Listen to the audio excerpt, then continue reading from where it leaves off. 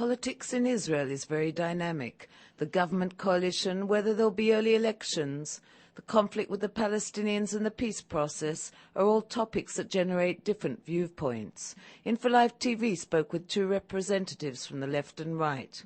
Both appeared to agree that the government coalition is stable. I know that it seems as if we are heading towards election, but the truth is that I think we won't have election for more than a year from now.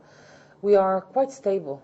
Right now, well, you know, in politics, it's all a question of agendas and of interests. And right now, I think it's in no one's best interest to break down the government and to go to elections. So I believe that we're going to stay with the same government, more or less, for at least a year or a year and a half. Unfortunately, this government seems pretty stable to me. I know there are people that see it otherwise, and definitely the people in the coalition, the Israeli Palestinian party and the Labour Party, would like to be perceived as people who are not in Olmert's pocket. But it seems, if you look at the political behavior of the partners in this coalition, in this government, that they are acting like typical opportunist politicians. They all want to be in power. Barak and the Labour Party said that they were going to leave if the Vinograd plan came out with very devastating results, and that doesn't seem like it's going to happen. So I think it's pretty stable, which saddens me. The Annapolis Peace Conference for Tami, Molad, Hayo is a positive step for WeBank. It's another link in a chain of mistakes. On the international level, I think a good thing has happened. I think the world has decided, including Europe, which was very much their intervention was very much needed also, that it is time to sit around the table again. And much pressure was applied upon the Israelis and upon the Palestinians. In my point of view, this is a good thing. And I'm coming from the left, from the Zionist left, pro-peace and pro-dialogue.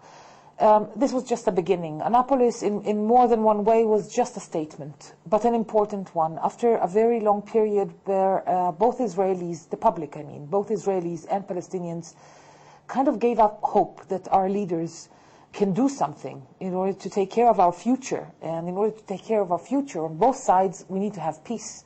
Now the question is what will happen. There are many committees, they have started to talk, some of them, some have not started yet. The dialogue is in progress now. People, unfortunately, in the international community and here in Israel, keep repeating the same mistakes of the past, even though for the past 15 years we've been walking down the Oslo path of trying to reach some kind of agreement, giving the Palestinians land, giving them guns, and hoping that some level of self-rule will bring peace to the region. It's only brought the opposite. And the more land we've seceded to them, the more they've used it against us, eventually always turning the guns against us, and land that was given to them here in the Gaza Strip is now again being used against us. So Annapolis was just, and we said this before Annapolis, and it's become evident ever since Annapolis, is just recycling the same mistakes of the past. And when I say recycling mistakes, we're talking about, unfortunately, bloodshed here, because when people make mistakes in this region, it means that more and more Palestinian and Jewish lives are lost. How does each sector view the path to peace in the region? Each one explains their position on the Palestinian-Israeli conflict. The majority of Israelis, majority of the public opinion of Israel, have already, they all know exactly how the conflict will end. We all know exactly how the conflict will end. We're talking about actually the 6 points of the People's Voice Initiative, Ayalon Seba Initiative, very similar to the Geneva Accord. We're talking about a two-state solution. We're talking about the dividing of Jerusalem without putting a wall in the middle, without giving up or taking the regime over the Holy Basin. We're talking about the returning to the 67 border lines with corrections, of course, according to reality. 40 years have passed and some things have happened. There is a right to return, but there will be no implementation whatsoever of this right to return. Not even one refugee would be allowed to come here. But on the other hand, the minute there will be a Palestinian state, not even one Israeli will be allowed to live there, unless the Palestinians, of course, invite him. It's put forward this year the Israeli Initiative, which we feel is the right road to peace.